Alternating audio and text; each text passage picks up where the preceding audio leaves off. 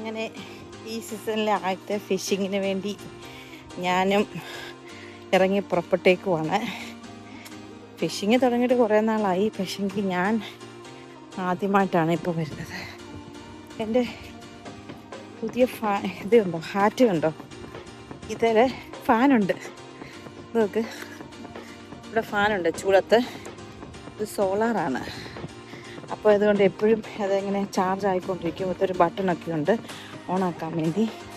അപ്പോൾ ഭയങ്കര ചൂടത്ത് ഇവിടെ അത്രയ്ക്ക് വലിയ ചൂടൊന്നും ഉണ്ടാകത്തില്ല, പക്ഷേ കഴിഞ്ഞ 2-3 ആഴ്ചയായിട്ട് ഭയങ്കര ചൂടാണ്.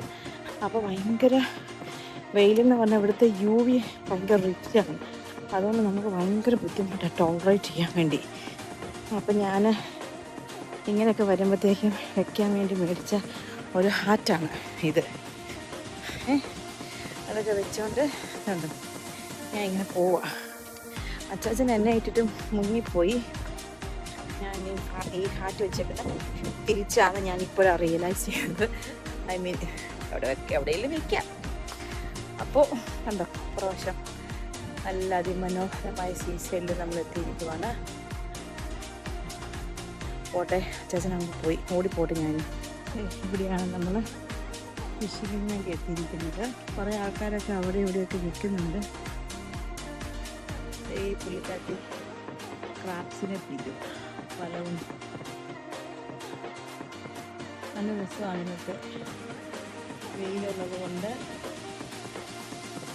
അത്യാവശ്യം അങ്ങ് എത്തി, അതുകൊണ്ട് പോകുന്നു, സ്പീഡിൽ പോകും. ഓടിച്ചു നടന്ന് ഞാൻ ശീലിച്ചപ്പോൾ ഞാൻ അവിടെ ഇരിക്കുക. അതിമനോഹരമായ ഒരു പാറയുടെ കീഴിൽ ഞാൻ വന്നിരിക്കുന്നത്.